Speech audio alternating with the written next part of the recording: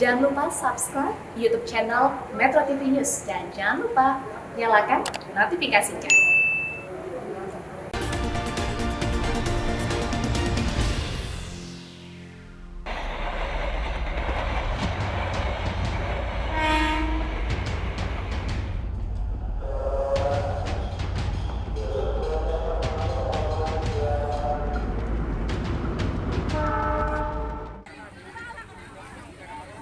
Hari Selasa siang 26 Juli lalu, sebuah mobil odong-odong tertabrak kereta api di perlintasan tanpa palang pintu di Desa Silebu, Kecamatan Krenggilan, Kabupaten Serang. Odong-odong berpenumpang sekitar 20 orang lebih ini ringsek karena terseret kereta dan sejumlah penumpang terpental beberapa meter dari perlintasan.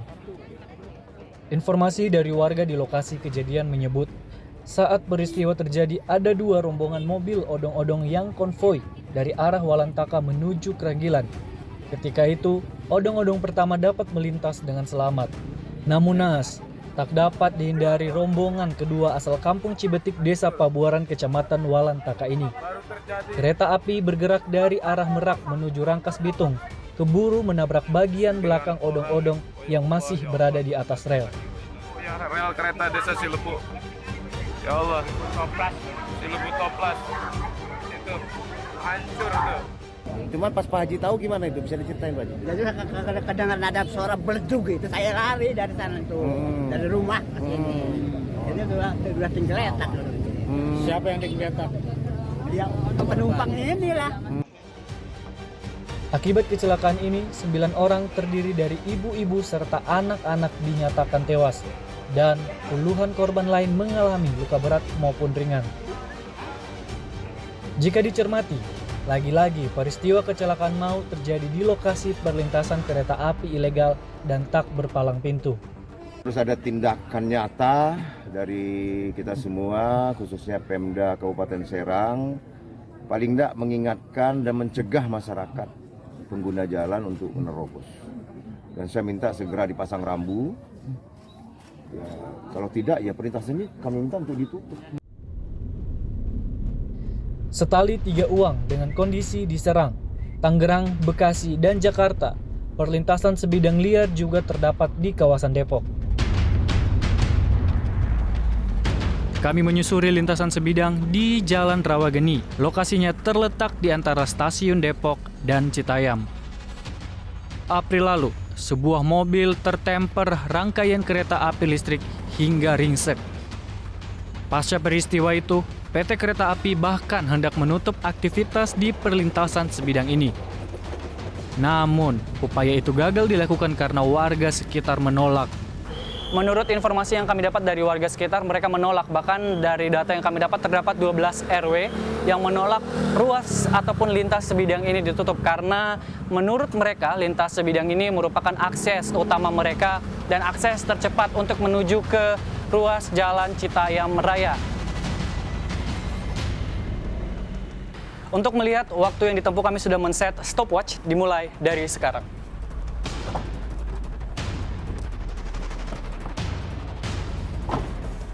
Untuk melewati ruas jalan alternatif ini atau yang tidak melewati lintas sebidang ini memang kalau kita lihat aman.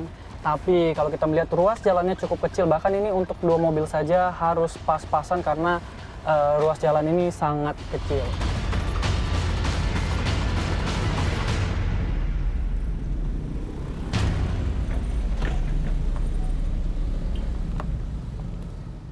Tim The Journalist sudah berada di seberang titik yang pertama tadi, yaitu di Jalan Citayam Raya atau di seberang perumahan Kampung Mas.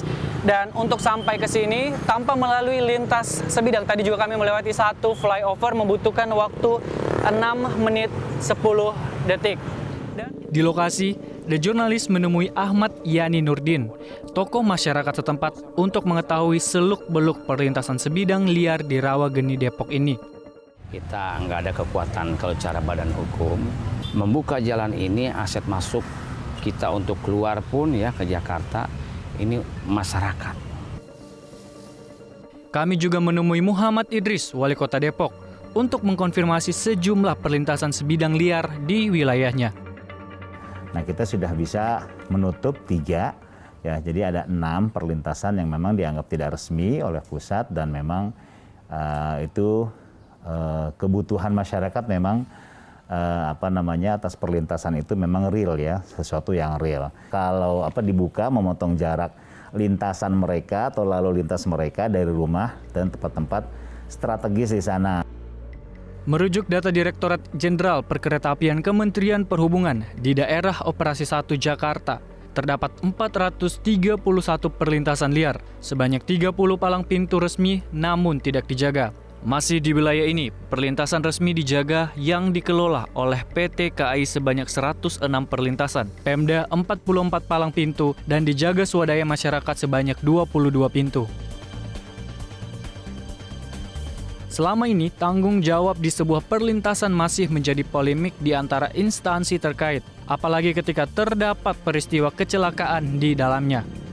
Hal tersebut diungkap oleh Suryanto Cahyono, Ketua Komite Nasional Keselamatan Transportasi saat ditemui tim The Journalist awal Juli lalu. Bicara masalah perlintasan sebidang ini cukup pelik-pelik dari sisi regulasinya juga perlu dibenahi. Begitu juga penanggung jawabnya itu sebetulnya siapa untuk di perlintasan sebidang? Pemerintahkah, PT KAI kah, Pemda kah, atau pemerintah kabupaten dan kota? Nah, ini masih terjadi tumpang tindih atau simpang siur. Perlintasan sebidang kereta api liar rupanya tidak hanya terdapat di sejumlah kota besar saja, melainkan tersebar hampir merata di daerah operasi yang terbentang dari Pulau Sumatera hingga Pulau Jawa. Kami bergerak menuju daerah operasi 3 Cirebon untuk menelusuri sejauh mana peliknya persoalan tata kelola perlintasan sebidang di daerah.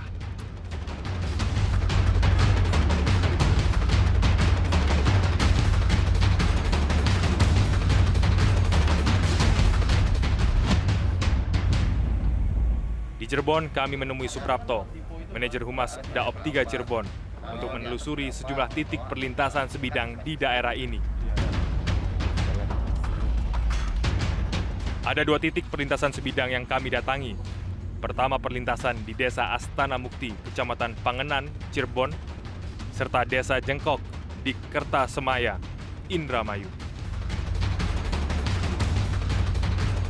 Lokasi pertama yang kami tuju adalah perlintasan dengan kode JPL 334, Stasiun Waruduwur hingga Stasiun Babakan. Di titik perlintasan resmi ini, ini yang menjadi alat utama bagi keselamatan pengguna jalan raya adalah rambu-rambu lalu lintas. Tadi kita bisa melihat ada rambu tandanya adalah simbolnya lokomotif, itu menandakan bagi pengguna jalan raya bahwa ketika dia akan melintas di perlintasan sebidang di depannya, itu tidak dilengkapi oleh alat bantu berupa palang pintu dan penjaga pintu. Persoalan utama di perlintasan sebidang di sini adalah terkait tidak berfungsinya alat early warning system saat kereta akan melintas. Saat itu, informasi yang kami terima, alat tersebut sedianya disediakan oleh Dinas Perhubungan. Rupanya, kendala muncul tidak hanya pada perlintasan liar saja, yang resmi pun menuai masalah. The Journalist melanjutkan perjalanan menuju lokasi lain di Desa Jengkok. Nah, ini perlintasan rel ganda. Cuma lucunya adalah rambu-rambunya nyala, cuma palang pintunya itu tidak bisa menutup dengan sempurna. Nah ini tentu bukan persoalan yang bisa dianggap remeh. Ini tentu bisa menjadi persoalan besar, dan juga kondisi ini membuat petugas ataupun masyarakat yang secara bergantian berjaga di lintasan ini akhirnya memutar otak untuk memastikan keselamatan dan keamanan masyarakat yang melintas. Dan tadi masyarakat ataupun petugas yang ada di sini menggunakan bambu. Sekilas perlintasan ini merupakan perlintasan resmi yang dilengkapi dengan beragam fasilitas seperti rambu, palang pintu, serta pos penjagaan. Namun sayangnya, perlintasan ini tidak dapat beroperasi secara optimal karena pintu perlintasan rusak. Selain itu, pintu ini seringkali tidak dijaga oleh petugas terkait.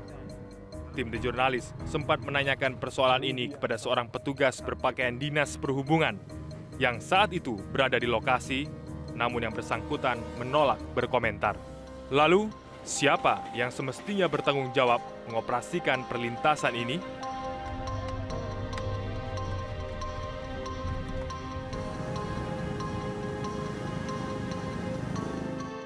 Terkait dengan sejumlah temuan lintasan sebidang tidak resmi di Kabupaten Cirebon, kami tim The Jurnalis hari ini mendatangi langsung pendopo Kabupaten Cirebon untuk mengkonfirmasi langsung temuan ini kepada Bupati Cirebon Imron Rosyadi.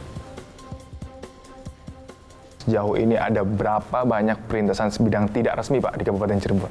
Yang tidak resmi rel kereta ini kalau nggak salah 54, baru 10 ya. Yang 10 yang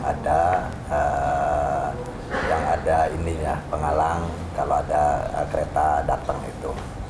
Nah, yang lainnya ada yang kosong, ada yang juga oleh masyarakat. Hingga awal Juli lalu, setidaknya terdapat 164 perlintasan di daerah operasi 3 Cirebon. 55 perlintasan dijaga PT Kereta Api, 22 dijaga Pemda, 15 dijaga secara swadaya bersama masyarakat, dan 72 sisanya dibiarkan tidak dijaga. Meski begitu, angka kecelakaan di sejumlah perlintasan dalam 5 tahun terakhir cenderung mengalami penurunan. PT KAI dan Kementerian Perhubungan untuk bisa membuat pintu-pintu di perlintasan itu ya tidak secepat pertumbuhan permukiman kami. Kan Bekasi ini pesat sekali ya.